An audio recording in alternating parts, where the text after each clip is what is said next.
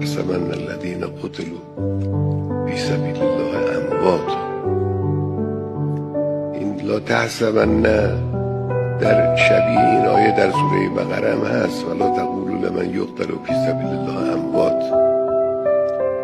لکن تأکیدی که در این آیه شریفه هست تأکید خیلی واضحی است، یعنی خیلی مؤکد بیان میکنه. اولا با فعل حسبه، حتی تصور نکنید، به ذهنتون خطور ندید که شهدا مرده هستند،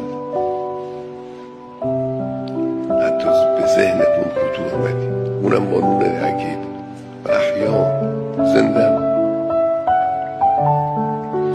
نوع زندگی اینها رو خدای متعال برای ما شرح نداده که چگونه است،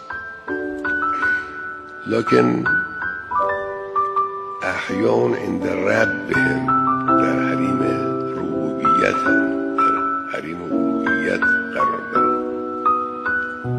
این بالاتر از این حرفاییست که ما در باب زنده بودن به عقلمون میرسه.